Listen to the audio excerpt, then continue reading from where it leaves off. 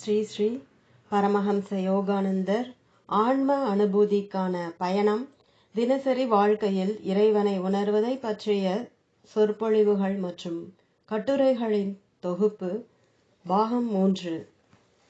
நீங்கள் யாருக்கு நன்மை செய்கிறீர்களோ அவர்கள் திரும்பி உங்களை அறைய நேரலாம்.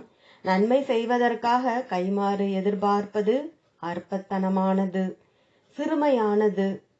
கொடுங்கள், பிறகு மறந்துவிடுங்கள். உங்களுடைய அண்டை வீட்டுக்காரர் உங்களை அறைந்தால் அவருக்கு இதைவிட நல்லது எதுவும் தெரியாது என்று மட்டும் கூறுங்கள். ஆனால் அதை உரக்க கூற வேண்டாம். வாழ்க்கையின் சிறுமையிலிருந்து உங்களை தொந்தரவுக்குள்ளாக்கும் சிறு சிறு விஷயங்களிலிருந்து உங்களையே மீட்பித்துக் கொள்ளுங்கள். நீங்கள் சூழ்நிலைகளால் முழுவதுமாக நிலை குலைந்து, அமைதி குலைந்து, சிதறடிக்கப்பட்டு, சாட்டையால் அடிக்கப்பட்டு சக்தியை இழந்து விட்டதாக எப்பொழுதாவது எண்ணுகிறீர்களா? அத்தகைய எண்ணங்களை விரட்டிவிடுங்கள். உங்களிடம் சக்தி உள்ளது, நீங்கள் அதை பயன்படுத்துவதில்லை. உங்களுக்கு தேவையான அனைத்து சக்தியையும் நீங்கள் பெற்றிருக்கிறீர்கள். மனோசக்தியை விட உயர்ந்தது எதுவும் இல்லை. உங்களை எல்லா நேரத்திலும் உலக உணர்வில் வைத்திருக்கும் சிறு சிறு பழக்க வழக்கங்களிலிருந்து உங்கள் மனதை மீட்பித்துக் கொள்ளுங்கள். அந்த நிலையான புன்னகையை, இறைவனின் அந்த புன்னகையை புரியுங்கள். சமநிலையான, கவலையற்ற அந்த வலிமையான புன்னகையை, உங்களிடமிருந்து எவரும் எடுத்துக்கொள்ள முடியாத அந்த விலைமதிப்பற்ற புன்னகையை புரியுங்கள். பல வருடங்களுக்கு முன்பு நான் லாஸ் ஏஞ்சல்ஸுக்கு செல்லும் ரயிலில் பயணிக்கும் பொழுது ஒரு மனிதரை சந்தித்தேன். அவருடைய நடத்தையும் பொதுவான தோற்றமும் உடனடியாக என் கவனத்தை ஈர்த்தன. அவர் நன்கு உடையணிந்த செல்வந்தர் தோற்றமுள்ள தொழிலதிபராக இருந்தார். வாழ்க்கையின் எல்லா நற்பேறுகளையும் அவர் அருளப் பெற்று மகிழ்ச்சியாக இருப்பதற்கான ஒவ்வொரு காரணமும் அவரிடம் இருந்தது என்பதற்கான அனைத்து அறிகுறியுடனும் இருந்தார். ஆனால் இந்த எல்லா அனுகூலமான வெளிப்புற பதிவுகளையும் பொருட்படுத்தாமல் நான் அவருக்காக மிகவும் வருத்தப்பட்டேன். ஏனெனில் அவரிடமிருந்து ஆழ்ந்த மன வருத்தம் வெளிப்பட்டது. நான் எனக்குள் கூறிக்கொண்டேன், இந்த மனிதருக்கு என்ன பிரச்சனை? இவர் இந்த செயற்கையான முகவாட்டம் கொண்ட பழக்கத்தின் கீழ் தன்னையே புதைத்து கொண்டுள்ளது போல தோன்றுகிறார். நான் அவரை மீட்பிக்க வேண்டும். அவரை நேராக பார்த்து நான் கேட்டேன், நீங்கள் மகிழ்ச்சியுடன் இருக்கிறீர்களா?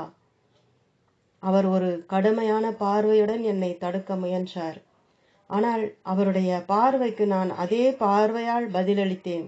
அவருடைய முறைப்பினால் என்னை ஏற்கனவே அவருடைய மனதில் அழித்து விட்டதால் அவர் என்னை மறுபடியும் கொல்ல முடியாது என எண்ணினேன். இறுதியாக அவர் பேசினார். உங்களுடைய தொழிலே இதுதானா? ஆம், நான் பதிலளித்தேன். நான் நடைப்பிணங்களை உயிர்ப்பிக்கிறேன். சிறிது நேரத்தில் கூறினார், ஆமாம், நான் சந்தோஷமாக இருக்கிறேன். இல்லை, நான் வலியுறுத்தினேன். உங்கள் மனதில் இருப்பதை என்னால் சொல்ல முடியும். நான் ஏன் சந்தோஷமாக இருக்கக்கூடாது?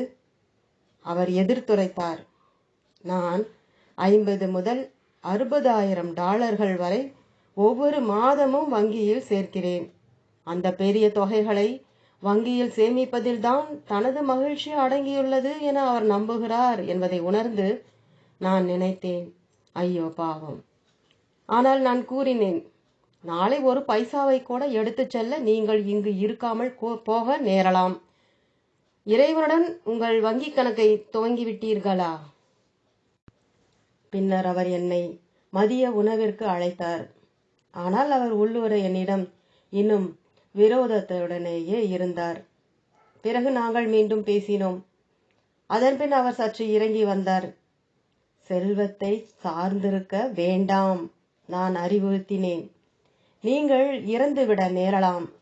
உயிரை எழுதக்கூடிய ஒரு சந்தர்ப்பம் கூட இல்லாமல் போகலாம். இந்த உலக செல்வங்கள் உங்களுடையவை அல்ல. இறைவனுடனான உங்களது வங்கி கணக்கை துவங்குங்கள்.